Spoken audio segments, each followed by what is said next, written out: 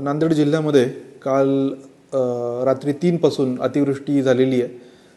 त्यामध्ये प्रामुख्याने आपलं नांदेड शहर, कंधार, लोहा, मुखेड, देगलूर, बिलोली, नायगाव, धर्माबादचा काही भाग या भागात आणि अर्धापूर मुदखेडचा काही भाग या भागात मोठ्या प्रमाणावर पाऊस झालेला आहे.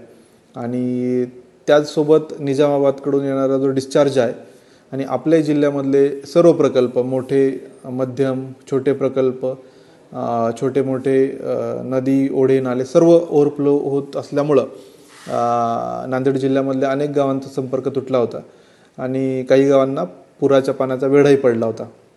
तर त्या अनुषंगाने आपल्या ज्या टीम्स आहेत, SDRF टीम, एक सेंट्रल पोलीस फोर्सची टीम आणि आमची महापालिकेची टीम, तर या सगळ्या कालपासूनच फील्डवर होत्या आणि आत्तापर्यंत जवळजवळ 5-6 हजार लोकांचं रिलोकेशन केलेलं आहे, रेस्क्यू केलेलं आहे, त्यांना सुरक्षित ठिकाणी हलवलेलं आहे आपण.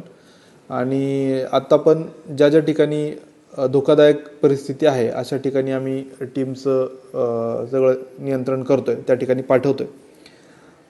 सुदैवाने आता पाऊस थांबलेला आहे. आपल्याला 1 वाजेपर्यंत ग्रीन अलर्ट आहे.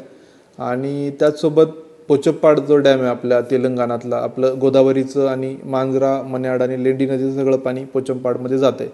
तर तिथून पण जो डिस्चार्ज आहे तो 3.5 लाख होता, तो जवळजवळ आता त्यांनी 5.5 लाखापर्यंत नेलेला आहे.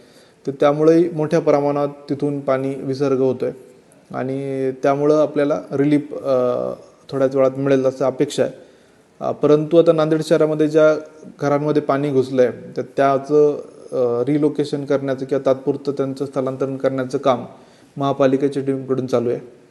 आणि त्याचसोबत अजून एक आपल्याला एक समस्या आहे की नांदेडचा जो विष्णुपुरीचा कॅचमेंटमधलं पाणी वाढतं आहे आणि त्याची आवक खूप जास्त असल्यामुळं आपला विष्णुपुरीचा डिस्चार्ज आपण वाढवलेला आहे आणि ते पाण्याची लेव्हल धर्माबादला अजून थोड्या वेळाने वाढण्याची शक्यता आहे.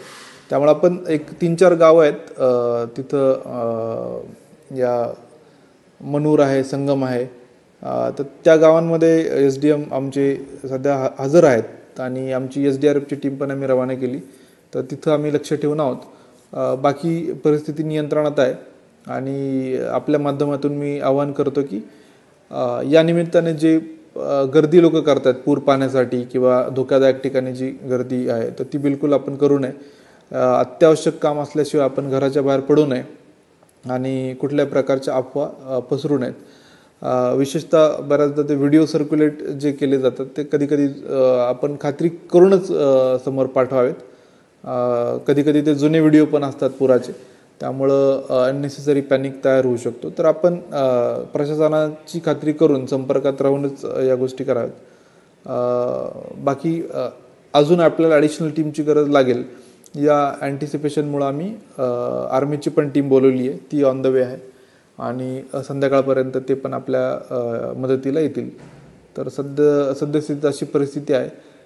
माननीय मुख्यमंत्री महोदय सर, माननीय पालकमंत्री सर आणि इतर सर्व स्थानिक लोकप्रतिनिधी, त्या सर्वांशी मी संपर्कात आहे आणि सगळ्यांच्या सहकार्याने आपण या सगळ्या बचाव मदत कार्यामध्ये काम करत आहोत. धन्यवाद.